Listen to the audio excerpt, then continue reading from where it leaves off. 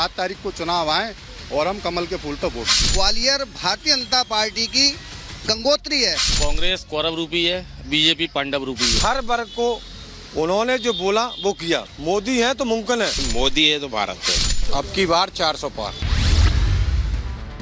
मध्य प्रदेश के 4 महानगरों में से एक ग्वालियर, जो पूरे देश में तानसेन की नगरी के नाम से भी प्रसिद्ध है।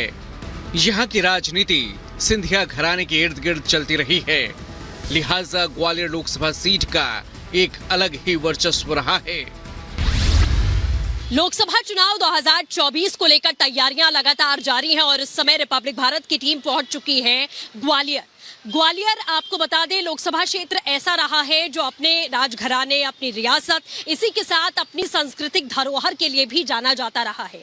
यहाँ से विजय राजे सिंधिया की बात करें, माधवराव सिंधिया की बात करें, वो भी सांसद रहे, नरेंद्र सिंह तोमर सांसद रहे, अटल बिहारी वाजपेयी ने भी यहाँ से चुनाव लड़ा है। और इसी के साथ में आपको बता दें कि सिंधिया परिवार की बात करें तो एक बड़ा प्रभाव उनका यहाँ पर रहा है। लेकिन जब जीत का अंतर बेहद कम हुआ तो सिंधिया परिवार ने ये सीट बदलकर गुना की सीट को चुना। लेकिन यहाँ का सियासी दांवपेच इस समय क्या है? 2009 से बीजेपी का कब्जा रहा है और इस बार आखिरकार सियासी मैदान में भारत सिंह कुशवाहा को उतारा गया है, जो कि नरेंद्र सिंह तोमर के बेहद करीबी माने जाते हैं। और कांग्रेस की बात करें तो प्रवीण पाठक को इस बार मैदान में उतारा गया। इसी के साथ बसपा की तरफ से भी प्रत्याशी ताल ठोक रहे हैं। लेकिन इस समय एक जूस की दुकान पर हमारी मौजूदगी है। चाय पर चर्चा आपने बड़ी सुनी होगी, लेकिन जूस पर चर्चा आपने नहीं सुनी होगी। हालांकि किसी के हाथ में जूस नहीं है, लेकिन जूस कॉर्नर पर हमारी मौजूदगी है। ये तमाम यहाँ के लोग हैं जिनसे हम बात करने की कोशिश करेंगे, जानने की कोशिश करेंगे कि आखिरकार उनके दिल में क्या है, किन मुद्दों को लेकर वो इस बार अपने प्रत्याशी को वोट करने वाले हैं और किस तरफ धारा बह रही है। सर, सबसे पहले आपसे हम समझना चाहेंगे, ग्वालियर की बात करें, बड़ी दिलचस्प सीट रही है, हर बार टक्कर भी देखी जाती है बीजेपी और कांग्रेस में। इस बार क्या लग रहा है आपको?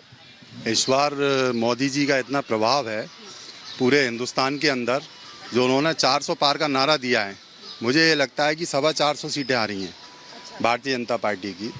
आज जो हिंदुस्तान के अंदर जो विकास हुआ है और जो देश को ताकतवर बनाया है, जो माननीय नरेंद्र मोदी जी ने बनाया है, इसी वजह से सारे देश की जनता प्रभावित है। और ग्वालियर की जनता तो बहुत ही आतुर है कि 7 तारीख को चुनाव आए और हम कमल के फूल पर वोट दें। 7 तारीख को चुनाव आए और कमल के फूल पर वोट करें, ऐसा सर कह रहे हैं। लेकिन सर, क्या लगता है कि विकास के मुद्दों को लेकर या फिर एक मोदी लहर है उसको लेकर ये रुझान देखने को? हमारे इस देश में जब से मोदी जी ने अपना शासन अपने हाथ में लिया भारत में, मैं मोदी जी के कार्यों को बताऊं कि 10 सालों में, विगत 10 सालों में हमने किसी स्टेशन पर, किसी एरोड्रम पर ये नहीं सुना कि उस टिफिन में बम है, उस बैग में बम है। ऐसी ये सब भ्रामक जो आपत्तियां थी वो सब मोदी जी ने खत्म कर दी और देश एक सुरक्षित हाथों में है। हमारा मोहल्ला, हमारा घर, हमारा देश, ये सब सुरक्षित हों। और सुरक्षित के लिए मोदी जी की जो गारंटी है, ये सारे लोगों को पता है कि जब मोदी जी हैं तो देश सुरक्षित है। सबसे पहले सुरक्षा का मुद्दा मोदी जी ने ठीक किया। उसके बाद अपन ग्वालियर की अगर बात करें तो ग्वालियर भारतीय जनता पार्टी की गंगोत्री है। सर, आपको क्या लगता है? कांग्रेस बड़े आरोप लगा रही है कि बीजेपी का सुपड़ा इस बार साफ होगा और एनडीए गठबंधन अपनी सरकार बनाएगी, इसको लेकर क्या राय? बीजेपी का सुपड़ा साफ होने का तो कोई कारण ही बनता। ये तो सिर्फ एक टीवी पे और चैनलों पे बोलने के लिए ये बातें बोली जा रही हैं। 150 है, अब वो घबरा गए हैं, वो 400 के नारे से आगे आके घबरा गए हैं बहुत बुरी तरह। उन्हें ये उनकी स्थिति ये है कि 400 नहीं, 400 से बहुत ऊपर जाती। यदि हमने अपनी बातों को बहुत नीचे तक हम पहुंचा नहीं पाए, जैसे मुस्लिम समाज का वोट है, मुस्लिम समाज को जो मिला है वो पिछले 70 साल में नहीं मिला। पर हम उनकी महिलाओं के सामने, जैसे महिलाओं को 3 तलाक से आज़ादी मिली, जो छोटी क्लास को जो सबसे ज़्यादा एडवांटेज मिला है वो मुस्लिम समाज को मिला है। मतलब हिंदू समाज के लोग भी इतने जागरूक नहीं है जितने मुस्लिम लोग जागरूक हैं छोटे छोटे लाभ लेने के लिए। पर हम लोग उन तक शायद उतना नहीं पहुंचा पाए। हो सकता है हम अगली बार पहुंचाए तो हमारी सीटें और ज़्यादा बढ़े। चुनाव के 2 चरण हो चुके हैं। तीसरे चरण में ग्वालियर सीट का नंबर है, लेकिन हमारे चौपाल में मौजूद लोग बीजेपी की जीत और 400 पार को लेकर न सिर्फ आश्वस्त हैं बल्कि वजह भी गिना रहे हैं।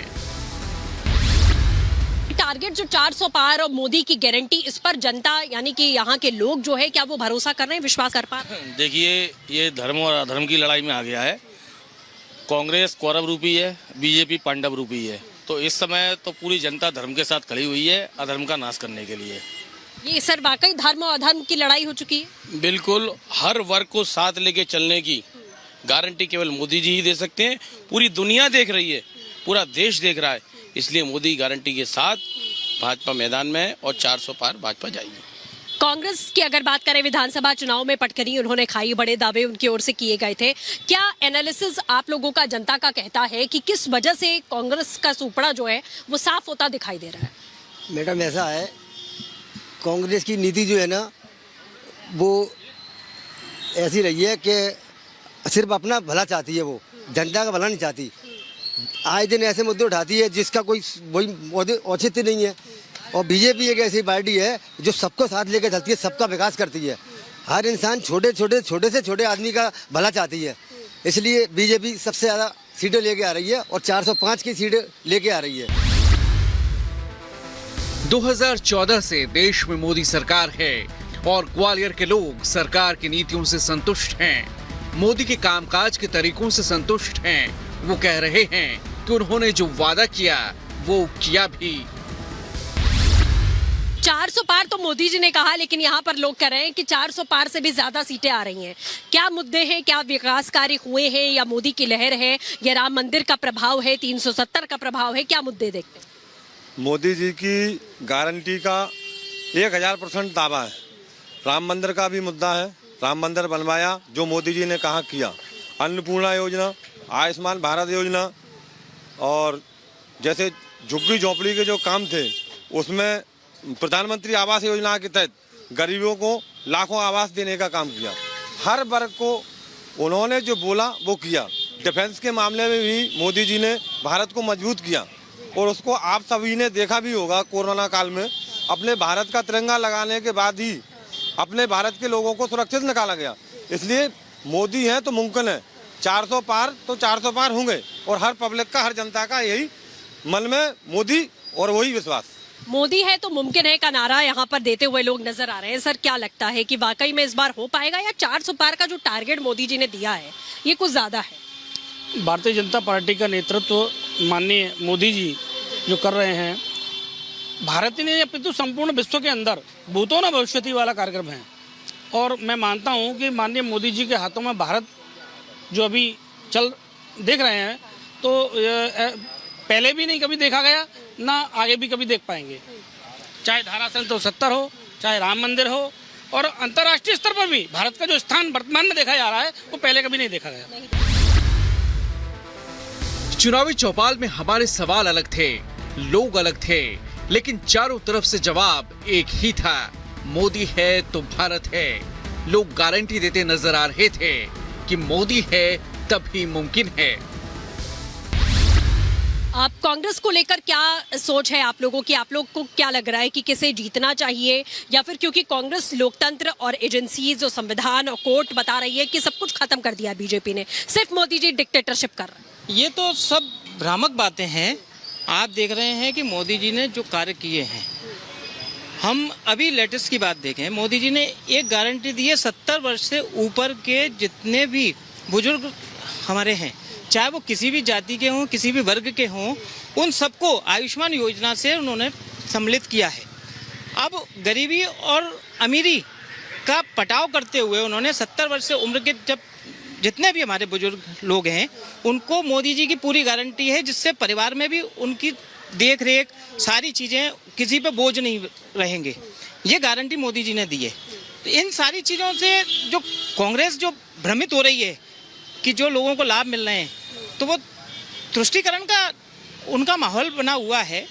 वो अनर्गल बातें करते हुए लोगों को भ्रमक कर रहे हैं, और बाकी कुछ नहीं है। मोदी जी की गारंटी, जी गारंटी पर भरोसा है जनता को? मैं भी हूँ, मोदी है तो भारत है। अच्छा, मोदी है तो भारत है। एक शब्द में बहुत कुछ कह दिया आपने। जी बस, मैं तो इतना ही। क्या लग रहा है सर? मोदी है तो भारत है, ये बात बिल्कुल पक्की है। इसको हर भारतीय कह रहा है। मोदी की गारंटी समझ लो पक्की गारंटी है। इससे आगे मैं कुछ नहीं कह सकता। इसके आगे कुछ नहीं कह सकता। सर, क्या लग रहा है, क्या माहौल है? अब की बार 400 पार, 400 पार, उससे कम नहीं? उससे कम तो है ही नहीं। क्या वजह देख रहे हैं इसके पीछे? वजह का विकास हुआ है पूरे देश का, विदेशों में मतलब ख्याति बढ़ाई है मोदी जी ने। 7 मई को मतदान के बाद ग्वालियर के नतीजे भी 4 जून को ही आएंगे, लेकिन उससे पहले जनता का मूड बहुत कुछ कह रहा है। आप यहाँ ग्वालियर की जनता को आप देख रहे हैं, लोगों का साफ कहना है कि जो नीतियां रही हैं, जो योजनाएं रही हैं, उसी के आधार पर हम वोट करने वाले हैं और मोदी है तो भारत है, इसका नारा लगाते हुए लोग नजर आ रहे हैं। धर्म और अधर्म की लड़ाई यहाँ पर बताई जा रही है, लेकिन जनता जनार्दन है, जीत किसकी होगी ये फैसला भी जनता को करना है, जो नतीजे 4 जून को झलक जाएंगे। विजय संजय के साथ सृष्टि पांडे, रिपब्लिक भारत।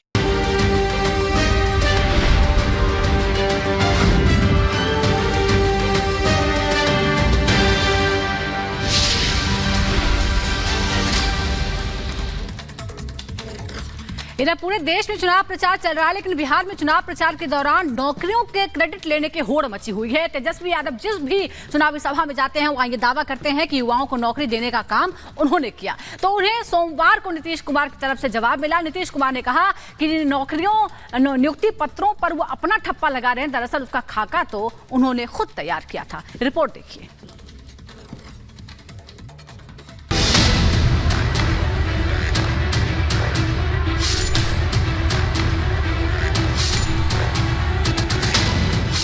नौकरी की बातें वैसे तो आपको चुनाव में कम ही सुनाई देगी, क्योंकि हमारे कुछ माननीयों को इससे कम ही मतलब दिखता है। लेकिन बिहार में बड़ी बातें हो रही हैं रोजगार की। वोट जो लेना है तभी तो तेजस्वी हो या नीतीश नौकरियों के नियुक्ति पत्र पर अपना अपना ठप्पा लगाते दिख रहे हैं। कुछ लोग आजकल बोलता रहता कि यहाँ कोई बहाली नहीं होती थी, हम बहाली के। कुछ लोग हम लोग साथ रखे, उसको हम ही समझाए थे कि हम लोग जो है तय किए हुए हैं कि 10 लाख नौकरी करेंगे और उसके लिए हम काम कर रहे थे। जब कुछ हो गया तो कहता हम किए, वो क्या किया।